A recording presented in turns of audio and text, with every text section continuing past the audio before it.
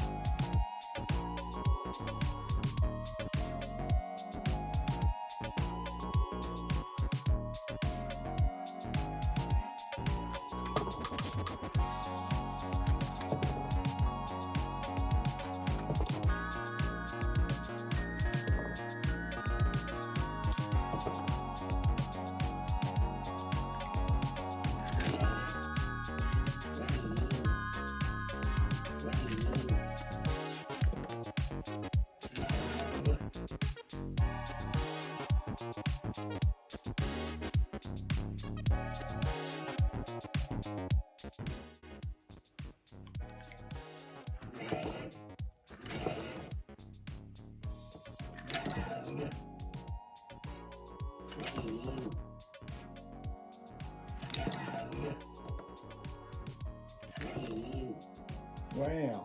And it says reload. It says reload. So it worked pretty good, except one jumped out. Let's try and get it perfect.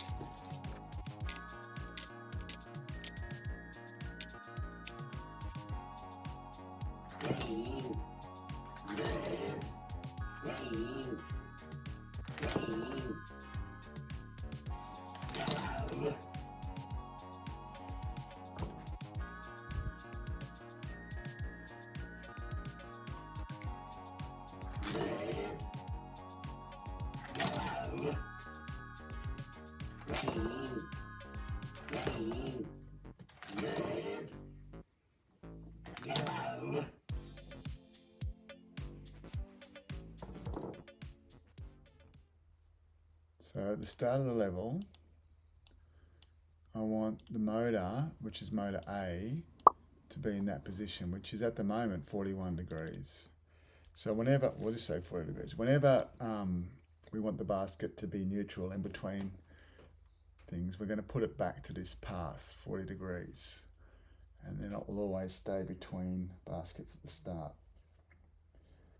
Then we're going to say if the colour is red on the sensor, so motor A is going to go to this position, 142. So I'm going to go 340. Okay, and then the arm's going to open. So we'll go the shortest path to whatever position I want the arm to be open at. Now, I think this should be a good, so I'll go to about there, which is 189, let's say 190. And then we want it to go back, this is actually D, that's the arm one. And then we're going to go back to about there, which is 160.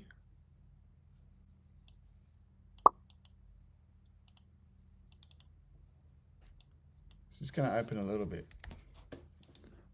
like 30 degrees, like that, 155, I think.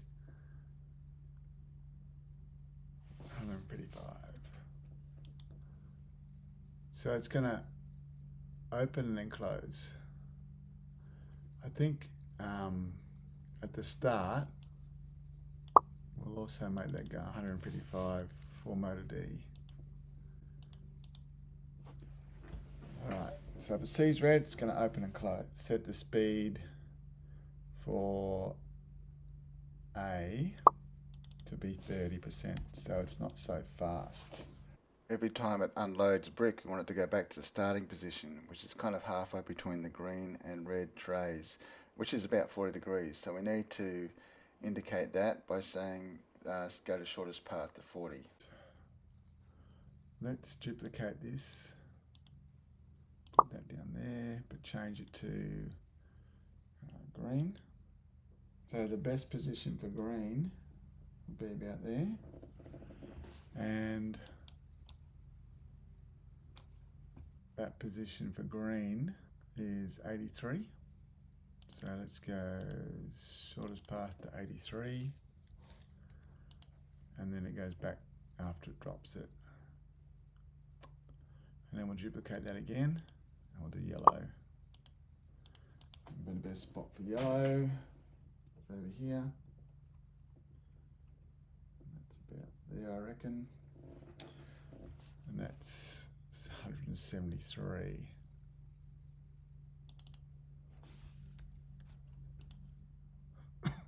Now we need to loop all these so that they loop forever. Now it's going to keep going forever even when it's empty. So let's add a counter so that it counts 5 bricks. Let's stop when it's done 5 colors. We're going to make a variable called a counter. So we'll call that a counter. And at the start, we'll set the counter to 0. But every time it sees a color and lets go of it, we'll change the counter by 1. And then we can say if the counter, let's go for, if the counter is equal to 5, then, I'll put a counter in there. If the counter equals 5, then could just say stop everything, or why don't we put a message on the screen that says reload. So we'll go lights and we'll say right, reload, and do that maybe 3 times. And then for these ones, we'll say if the count is less than 5 and it sees the color. So let's go operators. If it's less than 5, we're going to put an and in there as well.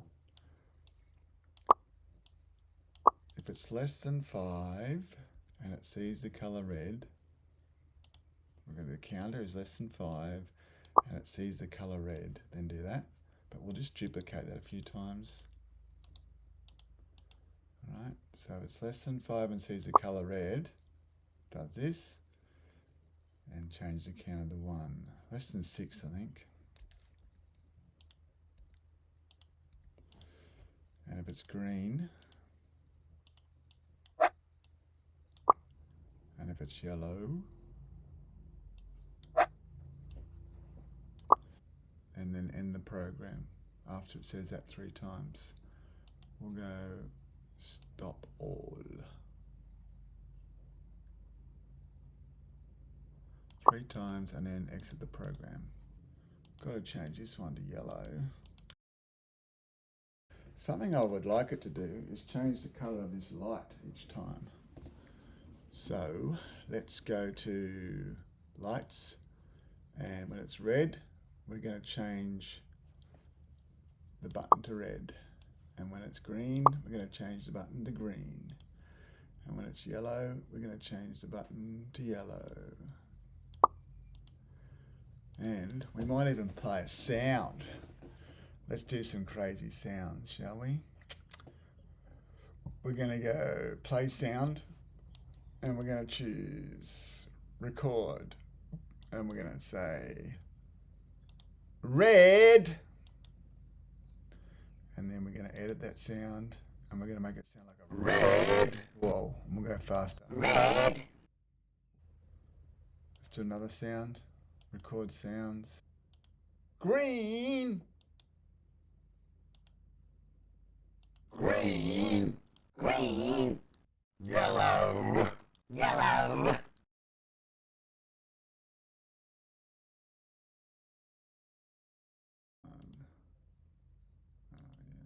Green. And this one was red. Let's just test it. Red. Green. Yellow. We might put it when it starts moving. So we're going to put, I don't think we'll do it till done. We'll just start the sound and we'll say red for here, but I might duplicate it 3 times first. Change that to green and change that to yellow. All right, so we're going to put red, I reckon, after it gets into position. After it gets into position and after it gets position. All right. I actually want to put 6 bricks in now, so we're going to change this to 7 and 7 and 7. When the counter is greater than 6. The thing about this sort of project is that the degrees often change because you fiddle with the motors, and all their testing and experimenting means you've got to change some of the variables sometimes. So I ended up changing them quite a few times, as in recalibrating my motors to make sure that it was the optimal position where it was starting and optimal positions for the gate and opening and closing and stuff. So everyone's numbers will always be different, but I can guarantee you, you will have to change some of your values, especially if you do lots of testing. So this is the final code I ended up with. I added this block in here, which allows the text to be rotated to the right, so it can be like landscape on the hub when it said reload. But my numbers changed a fair bit over the course of the experimentation. And that will probably happen to you too if you decide to make something like this. But I think it was worth it. It was pretty cool. Yellow, green, yellow, red, green, yellow, yellow, red,